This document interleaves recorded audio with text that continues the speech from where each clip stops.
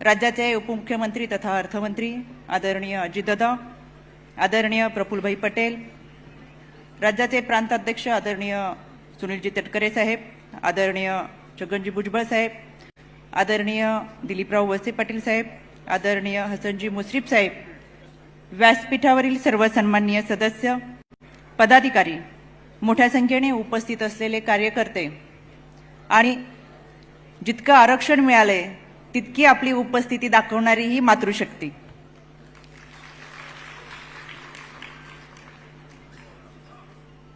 राष्ट्रवादी काँग्रेस पक्षाच्या या रौप्य महोत्सवी वर्धापन दिनाच्या आपणा सर्वांना मनपूर्वक शुभेच्छा. महाराष्ट्राच्या कानाकोपऱ्यातून आलेला कार्यकर्ता, पदाधिकारी या सर्वांचं मी मनापासून स्वागत करते. कालच एनडीए सरकारमध्ये सन्माननीय मोदी साहेबांनी तिसऱ्यांदा पंतप्रधान पदाची शपथ घेतली. त्यांचे व त्यांच्या मंत्रिमंडळाचे तसेच रायगड लोकसभा मतदारसंघामध्ये प्रचंड मताधिक्य मिळवून खासदारपदी जे विराजमान झाले ते आपले प्रांताध्यक्ष आदरणीय सुनीलजी तटकरे साहेब यांचं एकदा आपण जोरदार टाळ्या वाजवून त्यांचं मनापासून अभिनंदन आणि कौतुक करूया. गेल्या 25 वर्षापूर्वी या महाराष्ट्राच्या पावनभूमीमध्ये शिवशाहू फुले आंबेडकरांचा विचार मांडणारा आणि स्वर्गीय यशवंतराव चव्हाण साहेबांना मानणारा जो समाजातला घटक होता, त्यांनी एकत्र येत राष्ट्रवादी काँग्रेस पक्षाची स्थापना केली. व्यासपीठावरती जे मान्यवर उपस्थित आहेत ते सर्वच जण या घटनेचे साक्षीदार आहेत. त्यांच्या अथक प्रयत्नाने आणि परिश्रमाने खऱ्या अर्थाने राष्ट्रवादी काँग्रेस पक्षाने यशस्वी अशी 25 वर्ष पूर्ण केली आणि आज 25 वर्षानंतर ही यशस्वी कारकीर्द आपण सगळेजण पाहतोय. खरं तर बदल हा निसर्गाचा नियम आहे. कोणतीही संघटना असेल, कोणतीही चळवळ असेल, आपली वैचारिक भूमिका ठामपणे ठेवत वातावरणातील सकारात्मक बदल स्वीकारत असते, अंगीकारत असते. आणि म्हणून आजचा कार्यकर्ता हा उद्याचा पदाधिकारी असावा, आजचा पदाधिकारी हा उद्याचा लोकप्रतिनिधी असावा, आजचा लोकप्रतिनिधी हा उद्याचा नेता असावा आणि आजचा नेता हा उद्याचा मार्गदर्शक असावा. याच भूमिकेतून गेल्या वर्षभर आपण सर्वजण एक स्वाभिमानाची लढाई आदरणीय दादांच्या नेतृत्वाखाली लढतो. मुळातच राष्ट्रवादी काँग्रेस पक्षाचा जन्म हा स्वाभिमानातून झाला, स्वाभिमानी विचारातून झाला, स्वाभिमानी आचारातून झाला. या स्वाभिमानाच्या लढाईमध्ये आपण सर्वजण सहभागी झालो. आपण खरं तर एनडीए सरकारमध्ये गेलो असलो तरी आपला पुरोगामी विचार मात्र कधी सोडला नाही. 22 एप्रिलला आपण पक्षाचा जाहीरनामा सादर केला. जाहीरनाम्याच्या पहिल्याच पानावरती संविधान आमचा मूलमंत्र म्हणत पुन्हा एकदा अधोरेखित केलं की समाजामधला असलेला प्रत्येक घटक, सर्व समाजाला बरोबर घेऊन समाजकारण आणि राजकारण करण्याची आपली भूमिका ही ठाम आहे. या माध्यमातून काम करत असताना खरं तर दादांनी अतिशय चांगल्या पद्धतीचं काम अर्थमंत्री म्हणून, उपमुख्यमंत्री म्हणून केलं आणि एक राज्याला स्थिर अशी अर्थव्यवस्था दिली. आमच्या महिला व बालविकास मंत्री आदरणीय आदितीताई या ठिकाणी उपस्थित आहेत. अर्थसंकल्प सादर करत असताना दादा आपण सर्वाधिक निधी आमच्या महिला सबलीकरण आणि सक्षमीकरणासाठी दिला. लेक लाडकी योजना असेल, या योजनेच्या माध्यमातून मुलीचा जन्म होत असताना खऱ्या अर्थानं आर्थिक आणि आत्मबळ देण्याचं काम या महाराष्ट्राला आपण दिलं.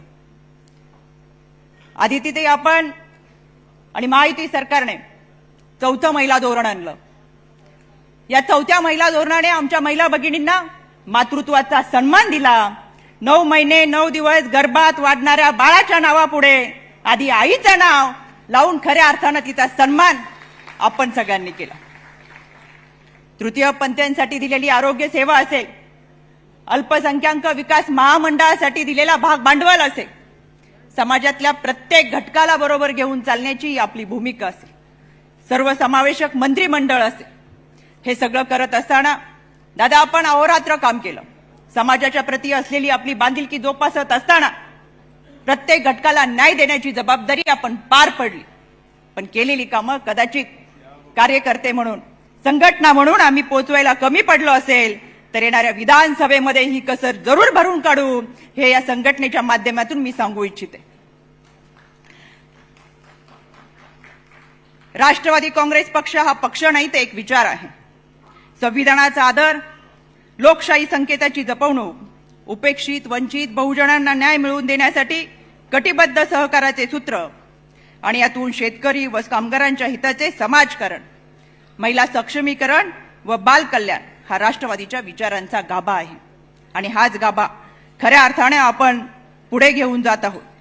मला सांगायला आनंद वाटतोय, खऱ्या अर्थाने आपण प्रत्येकजण समाजाच्या प्रती असलेली निष्ठा, समाजातल्या रंजल्या गांजल्यांना न्याय देण्याची भूमिका हे निभावत असताना आजच्या दिवशी आपला हा संकल्प असावा. येणाऱ्या कालावधीमध्ये समाजातल्या प्रत्येक घटकांपर्यंत पोहोचत असताना आता ही धुरा आपल्या खांद्यावरती घेऊयात आणि समाजाची ही सामाजिक बांधिलकीची जाणीव, त्यांच्याप्रती असलेली निष्ठा निभावण्याची जबाबदारी आपल्या सगळ्यांची आहे. हा आजचा आपला वर्धापन दिनाचा संकल्प असावा. निवडणुकीमधील अपेक्षित यश नसेल मिळेल, पण या यशावरून प्रगतीचा आलेख ठरणार नाही. कारण समाजातल्या घटकांसाठी ज्या काही योजना आहेत, समाजातल्या घटकांची जी काही मागणी होती, त्यांच्या ज्या काही अडचणी होत्या, त्या सोडवण्यासाठी खऱ्या अर्थानं केलेली तरतूद असेल आणि त्यांना दिलेली न्यायाची भूमिका असेल आणि यामुळे त्यांच्या चेहऱ्यावरचं हास्य असेल, तर हेच आमचं यश आहे. आणि ते दादा आपण आपल्या मंत्रिमंडळाने ते मिळवलेलं आहे असं मला ठामपणाने वाटतं. या निवडणुकीमध्ये निवडणूक विकासाच्या मुद्द्यावर लढली गेली असती तर आमच्या उरलेल्या तिन्ही सुद्धा जागा निवडून आल्या असत्या, पण निवडणूक भावनिकतेकडे घेऊन गेलात म्हणून कदाचित आम्ही थांबलो असेल. येणाऱ्या कालावधीमध्ये आपल्या सगळ्यांची जबाबदारी आहे की आपल्या माध्यमातून जी कामं केली गेलेत, आपल्या माध्यमातून ज्या योजना राबवल्या गेल्यात, त्या आपल्याला समाजापर्यंत पोहोचवायच्या. आणि म्हणून मला असं वाटतं की मृग नक्षत्रातल्या या पावसाची सुरुवात झालेली आहे. या पावसामुळे आजूबाजूच्या वातावरणातली दुसरता आता स्पष्ट दिसायला लागली आहे. आणि म्हणून आम्हाला सुद्धा आता आमची स्पष्टता कळतीये, दूरवरचा रस्ता दिसतोय. लोकसभेला झालेलं नुकसान आम्ही विधानसभेला भरून काढू, हा आमचा आजचा संकल्प निश्चितपणाने आम्ही या निमित्तानं करू.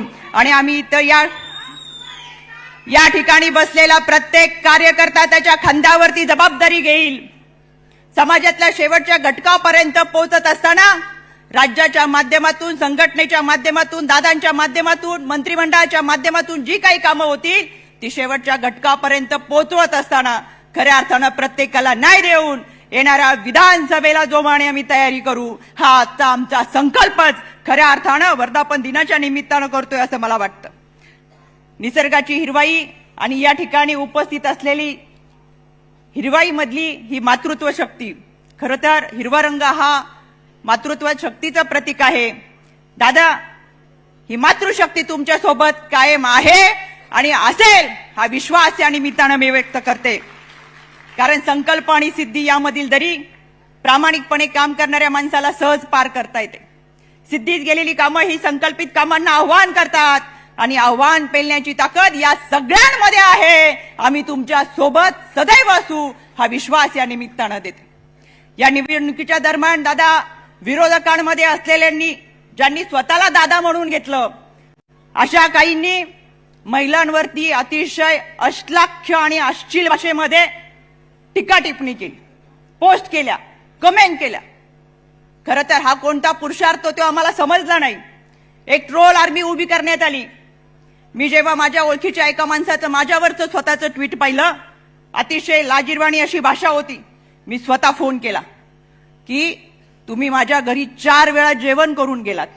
इतकं आपलं जवळचं नातं असताना, इतकं चांगल्या पद्धतीचं वातावरण आपल्यामध्ये असताना इतक्या खालच्या पातळीला जाऊन तुम्ही टीका करता. तर त्यांनी सांगितलं, तुमच्यावर टीका करण्याचे आम्हाला पैसे मिळतात आणि तुमच्यावर टीका केली म्हणून आमचं घर चालतंय. याच्यावरून विचार करण्यासारखी गोष्ट आहे की ही ट्रोल आर्मी उभी करून महिलांवरती टीका करणारा हा विचार कोणता. आम्ही कधी आमची मर्यादा सोडली नाही. कायद्याच्या चौकटीतून आम्ही न्याय मागण्याची भाषा जरूर करू, पण या सगळ्या गोष्टींची उत्तर आम्ही विधानसभेला मात्र जरूर देऊ. ही ताकद आमच्या सगळ्यांमध्ये आहे. या निमित्तानं मला आवर्जून गुरु ठाकूरांचं एक वाक्य आठवतं. वर्ष निसटले चोर पावली, उरले होऊन तारीख केवळ, वर्ष निसटले चोर पावली, उरले होऊन तारीख केवळ, संकल्पांचे नवे धुमारे, पुन्हा झटकतील सारी मरगळ. चुकले त्याला अनुभव म्हणू, चुकले त्याला अनुभव म्हणू, हुकले त्याला हसून टाळू. डाव तोच पण मांडू नव्यानं, जोवर शिल्लक मुठीत वाळू. धन्यवाद. जय हिंद, जय महाराष्ट्र, जय राष्ट्रवादी.